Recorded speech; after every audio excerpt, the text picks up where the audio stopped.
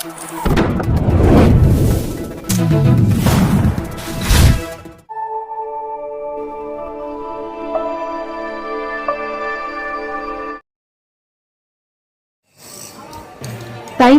முன்னிட்டு ரத்னகிரி அருள்மிகு ஸ்ரீ பாலமுருகன் திருக்கோவிலில் முருகப்பெருமானுக்கு 40 வகையான சிறப்பு அபிஷேகம் செய்யப்பட்டு திரளான பக்தர்கள் நீண்ட வரிசையில் நின்றபடி சுவாமி தரிசனம். தமிழ் கடவுளான முருகப்பெருமானின் திருவிழாக்களில் முக்கியமானது தைப்பூசமாகும். தை மாதத்தில் பூச நட்சத்திரத்தன்று பௌர்ணமி தினத்தன்றோ அல்லது அந்த தினத்தையொட்டி தைப்பூசம் திருநாள் கொண்டாடப்படுகிறது. அந்த நாளில் 6 படை வீடுகள் உள்ளிட்ட பல்வேறு முருகன் கோவில்களிலும் அதே போல் சிவன் கோவில்களிலும் திருவிழாக்கள் நடைபெற்று வருகிறது.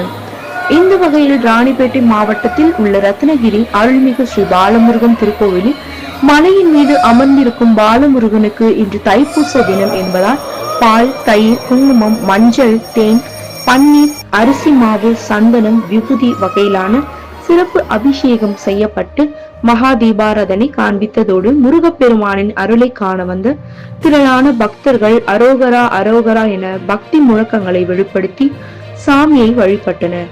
மேலும் நடைபெற்ற தைப்பூச திருநாளில் ராணிப்பேட்டை மாவட்டத்தில் பொதுமக்கள் கோவிலுக்கு வருகை தந்து நீண்ட வரிசையில் காத்திருந்தபடி முருகப்பெருமானை வணங்கி சென்றனர்.